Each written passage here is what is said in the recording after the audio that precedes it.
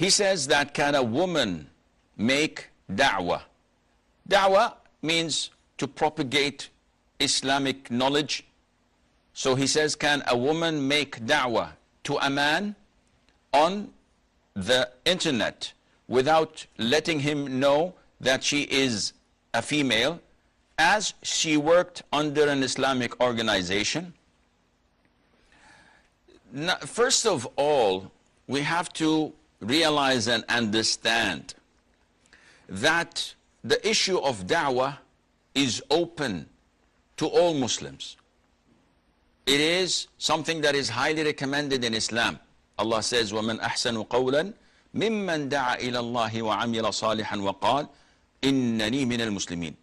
There is no one better in rhetoric than he who calls others to Islam, does righteous deeds, and proclaims that he is among the Muslims. So we know that this is one of the greatest jobs and occupations a person can do. And this is why Allah selected it for His messengers and prophets, peace be upon them all. However, as every action in Islam, we have to always weigh the pros and the cons.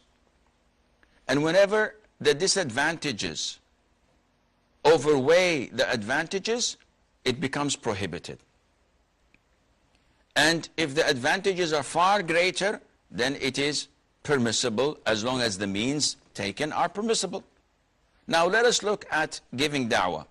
For a female to give da'wah to other females, there is no prohibition, none whatsoever. For a female to give da'wah to a male, let us look, if there is a two-way communication, then there might be something that is not permissible.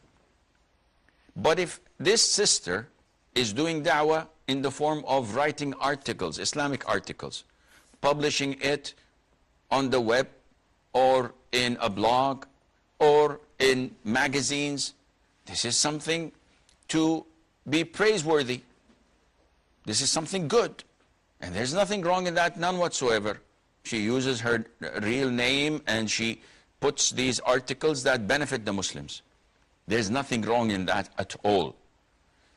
If she sends that individual messages of da'wah on behalf of the Islamic organization without him knowing who is sending it, or even hinting that it is a female, again, this is permissible because there's no two-way communication. The problem is that when there is communication, like so many sisters had fallen into illegitimate relationships through such means, sending da'wah messages, SMS, WhatsApp, on Facebook, on Twitter, to people, and then getting reply and communicating, and then let's encourage one another to wake up for Fajr, for Tahajjud, how was your day? And it goes on to something that Allah does not want or is not pleased with.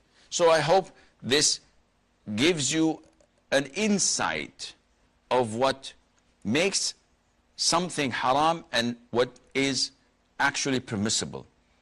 In Islam, we have to block the means, because there are haram per se, and there are things that may lead to haram, and they take the same ruling as to what they lead to.